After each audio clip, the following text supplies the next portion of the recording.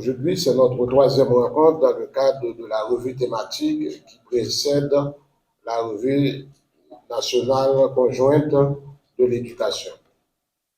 C'est un exercice de redevabilité mutuelle où tous les acteurs du secteur de l'éducation qui sont impliqués dans la mise en œuvre de la politique éducative d'Haïti, nous nous réunissons pour regarder le travail qui a été fait de 2020 jusqu'à 2025, pour constater les progrès que nous avons pu réaliser ensemble, les initiatives qui n'ont pas pu aboutir et examiner pourquoi ces initiatives n'ont pas abouti, et également pour formuler des recommandations, non seulement aux autorités du pays, mais aussi à tous les partenaires qui sont impliqués dans la politique éducative du pays. Pendant les autres activités de revue thématique, nous avons pu compter sur les participants qui ont fait le déplacement. On a fait des travaux qui ont abouti à des résultats qui pourront être utiles pour le rapport qui va être produit dans le cadre de la revue nationale conjointe de l'éducation. Nous espérons qu'on va avoir les mêmes performances avec le groupe thématique gouvernance et financement de l'éducation. Toutes ces activités-là sont faites sous le leadership du ministère de l'Éducation nationale et de la formation professionnelle, avec la coordination de l'ONAPE et l'appui technique de l'UNESCO, ainsi que le groupe sectoriel de l'éducation, le groupe local des partenaires de l'éducation, GRDH, qui soutiennent les activités de l'éducation en Haïti. Donc, nous espérons qu'avec la revue sectorielle conjointe de l'éducation, pour les 5 années qui restent, on va avoir de meilleures stratégies pour donner de meilleurs résultats dans la mise en œuvre de la politique nationale d'éducation en Haïti. Nous remercions tous ceux qui font le déplacement pour participer à ces activités, notamment les journalistes qui sont toujours présents pour pouvoir rapporter à la population en général les résultats des travaux qui sont réalisés ici. Nous devons nous assurer que les politiques et les actions entreprises répondent aux véritables besoins de la communauté éducative et qu'elles tiennent compte des réalités socio-économiques et géographiques du pays. Nous saluons particulièrement l'engagement et le soutien de nos partenaires techniques et financiers qui nous accompagnent dans cet effort de réforme et d'amélioration continue du système éducatif. Leur appui est précieux et nous devons renforcer cette collaboration pour bâtir un cadre de gouvernance plus solide et plus performant. Mesdames et messieurs, ces 3 jours de travail doivent être productifs. Les premières avancées l'ont déjà été et nous voulons qu'ils soient orientés vers les recommandations pratiques.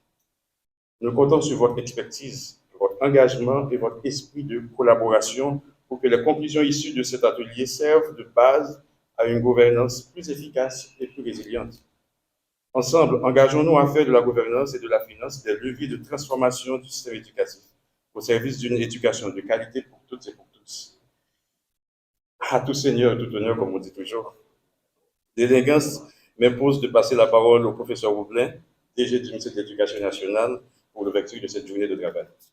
Dans ce plan, il y a un axe majeur, c'est bien la question du renforcement de la gouvernance du secteur.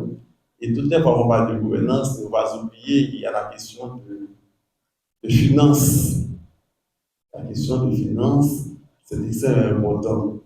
Et que dans ce plan, nous avons quatre grands axes, que ce soit l'accroissement de l'accès pour tous les niveaux d'enseignement, que ce soit le préscolaire, le fondamental, le secondaire, la formation technique professionnelle, et même l'enseignement supérieur et l'aspect non formel, comme une éducation alternative pour ceux qui avaient raté l'école.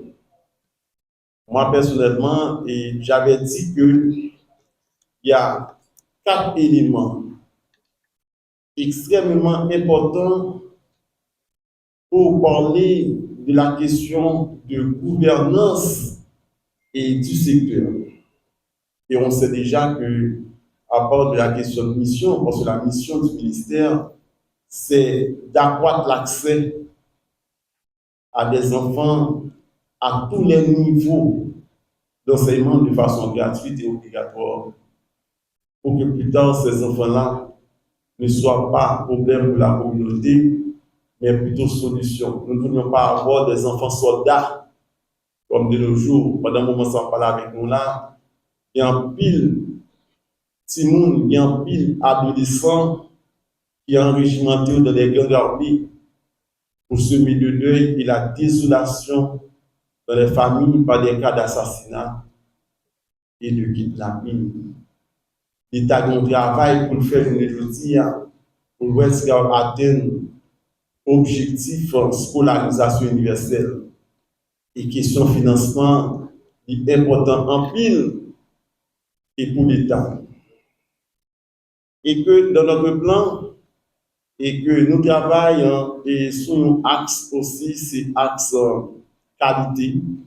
Non seulement nous petits nous rentrer l'école, mais aussi nous voulons sortir avec des acquis de compétences, des acquis de qualité, pour être capable de poursuivre étudier et pour être capable de gagner la vie. Et c'est dans ce sens, le ministre de l'Éducation, le professeur Antoine, ils ont certains penchants, non seulement pour l'enseignement de base avec préscolaire, mais aussi ils ont penchant pour la formation professionnelle. Ils cherchent le financement et ils ont commencé le financement pour nous que non seulement nous permettre de jouer un enseignement de base de façon gratuite, mais aussi permettre de gagner accès à la formation professionnelle pour sortir avec un métier, pour gagner la vie, parce que c'est important pour nous-mêmes. Et que tout à l'heure, parler de plan, nous connaissons que question 4 scolaires là, bien important. Ma fabrique 4 scolaires là, c'est question enquête. Enquête pour l'organiser de façon périodique. Pour l'État capable de connaître combien d'élèves il gagne, combien d'écoles il gagne et combien d'enseignants il gagne, parce que c'est extrêmement important pour nous autres ministères afin de pouvoir suivre le flux et des élèves de l'année de base à l'année d'horizon. Parce que je vous dis, nous avons à peine 25% de monde qui fréquentent l'enseignement de base de façon gratuite au niveau des écoles nationales. Mais notre travail pour nous, c'est de arriver à quelque 40% à l'horizon temporel 2030 qui correspondent aux objectifs de développement durable. Et question 4 sur la direction est important pour nous parce que ce sont des outils de bonne gouvernance, parce que toutes choses restent égales par ailleurs. Si nous pas gagner une bonne gestion, une bonne administration du secteur, nous ne sommes pas capables d'arriver à rendement scolaire, nous ne sommes pas capables d'accroître l'accès dans la question enseignement. Quand scolaire là tout pour lui permettre de faire enquête, évidemment, nous pouvons enquête nous lancer là, non seulement pour enseignement de base, enseignement fondamental, je dirais, enseignement secondaire, mais aussi nous gagnons pour faire une enquête sur l'enseignement supérieur pour l'État haïtien qui a assez de données. Parce que celui qui pilote, c'est celui qui a des données fiables et valides pour la prise de décision. Et puis, quand on est là, le résultat peut alimenter le système d'information pour la gestion de l'éducation à l'ère de la révolution cybernétique, à l'ère de l'intelligence artificielle. Et bien, nous devons gagner une bonne base de données. Parce que, comme je disais tantôt, on n'a pas de bonne gouvernance. Ma fabrique de bonne gouvernance, c'est question base de données fiable et valide. Et une dernière chose et sur laquelle je voulais attirer l'attention du coordinateur de l'unité d'études de programmation, et c'est que je travaille présentement sur un observatoire de comptes nationaux, parce que c'est extrêmement important pour nous gagner un observatoire de comptes nationaux, pour nous connaître comment le financement international là, comment tendance financement international là en matière d'éducation, qui par communauté internationale là alloué pour les pays de l'Amérique latine et de la Caraïbe. Et la question du budget national, quel est l'apport du budget alloué à l'éducation pendant 5 dernières années, il y a quel indicateur dans suivre?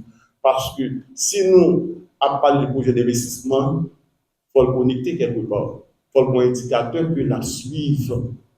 Et combien coûte une filière pour l'État haïtien? Combien coûte un niveau d'enseignement? Par exemple, combien coûte, je prends l'exemple du fondamental, combien coûte le fondamental premier, deuxième cycle à l'État?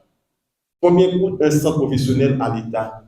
Il faut nous gagner, d'accord, il faut nous observatoire le compte à suivre l'évolution des prix les prix courants, des prix constants et des prix, je veux parler de projets qui génèrent et des coûts récurrents. Je vais parler des coûts récurrents. Coûts récurrents, c'est des projets qui démarrent, financement international, mais après les financements finis, mais l'État haïtien n'a pas qu'à prendre en charge les coûts récurrents. C'est tout cas, c'est notre travail et que c'est dans ce sens et j'appuie et la revue sectorielle avec des thématiques très pointues, très intéressantes, que ce soit la question de gouvernance, que ce soit la question de finances.